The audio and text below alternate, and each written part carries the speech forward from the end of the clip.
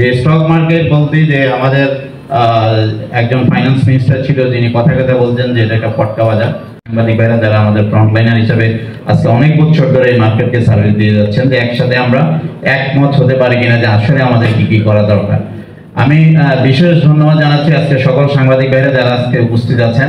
আপনাদের কাছে বিশেষ অনুরোধ যে আপনারা আপনাদের এই সহকর্মীদের কাছ থেকে শুনেছেন যে আমাদের কি কি করা দরকার, আমাদের সবারই কি কি করা দরকার। স্টেক হোল্ডার হিসাবে আপনারাও স্টেক হোল্ডার, আমরা ডিবিএস স্টেক হোল্ডার, স্টক এক্সচেঞ্জের স্টেক হোল্ডার, মার্চেন্ট ব্যাংক সবাই স্টেক হোল্ডার, আইসিবির শ্রদ্ধেয় শিক্ষক আমাদের সবার প্রফেসর আবু আহমেদ সাহেব উপস্থিত আছেন, আইসিবির চেয়ারম্যান, উনিও শুনেছেন। আইসিবির কাছে আমাদের প্রত্যাশা অনেক।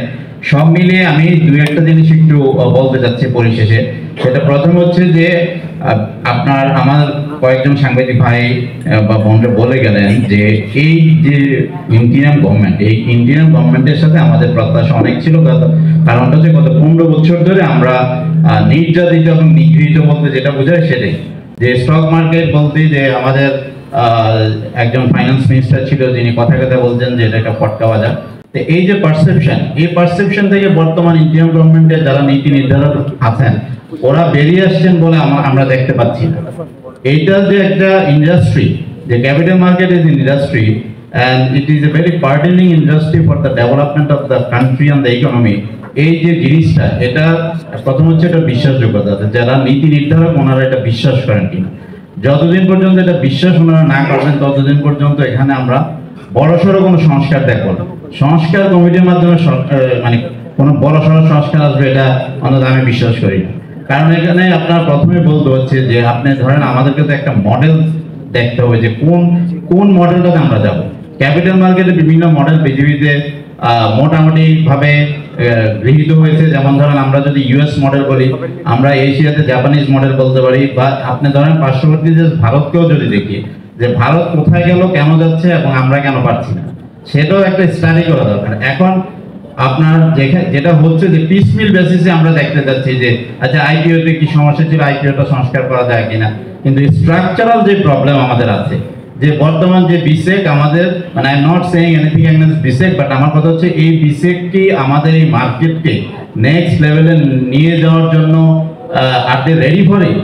আমাদের এখানে স্টক এক্সচেঞ্জগুলি আছে, আমি স্টক এক্সচেঞ্জের সক্ষমতা নিয়ে আমরা কথা বলতেই পারি, কারণ আমরা ব্রোকার গত 15 বছর না শুধু আরো অনেক বছর ধরে সাফার করছি। এখন ধরেন প্রথমে একটা জিনিস যেটা বলতে হয়, আমাদের কয়েকজন আলোচক বলে গেছেন, সেটা হচ্ছে ডিমিউচুয়ালাইজেশন। ডিমিউচুয়ালাইজেশন 5 বছর পরে রিভিউ করার কথা ছিল, এটা রিভিউ হয়নি, 10 বছর উপরে হয়েছে। বাট এখন আপনাদের সবার কাছে আমার অনুরোধ যে আপনারা আপনাদের প্রিন্ট মিডিয়া, ইলেকট্রনিক মিডিয়ার মধ্যে আপনারা এই জিনিসটা আপনারা অ্যানালাইসিস করেন যে এই যে স্ট্রাকচারটা দেওয়া হয়েছে ডিমিউচুয়ালাইজেশনের, সেটা কি has it been work? No, not at all. আপনার যেটা মেইন স্টেক হোল্ডার যারা স্টক এক্সচেঞ্জের যারা মেম্বার, আপনারা মানে যে ডিমিউচুয়ালাইজেশন অ্যাক্ট এবং স্কিম হলো সেখানে আমাদেরকে করে দেওয়া হলো মাইনরিটি। এখন ইন্ডিপেন্ডেন্ট ডাইরেক্টর যারা আসছেন গত 10 বছরে আপনারা সবাই আমাদের কন্ট্রিবিউশন দেখেছেন, পারফরমেন্স দেখেছেন।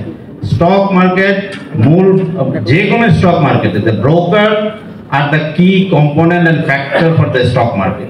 এখন ব্রোকার কমিউনিটিকে আপনি মাইনরিটি করে স্টক এক্সচেঞ্জের মিটিং বলেন বা কোনো ডিসিশনে ব্রোকারদের কোনো, আমি যেটা বলতে চাই সেটা হচ্ছে গ্রহণযোগ্যতা ছিল না গত 10 বছর ধরে, since the scheme and the act of demutualisation came in. সেই জিনিস থেকে আমাদেরকে বেরিয়ে আসতে হবে। এখন আমাদেরকে একটু দয়া করে যদি রিফর্ম করতে হয়, প্রথমে সবার থেকে রিফর্ম করতে হবে। এসএসসি কেও দেখতে হবে যে SSC are they ready for it or not. আর যদি না হয় নিজেদের রিফর্ম করতে হবে।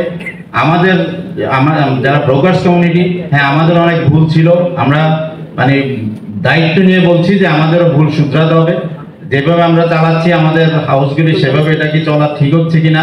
একটা উদাহরণ আমি বলি যে এখানে আলোচনা যেটা উঠে আসছে সেটা হচ্ছে যে ওভার ট্রেডিং, যে আপনার there are few companies যারা in a remuneration has been tagged with the volume of trade that you do.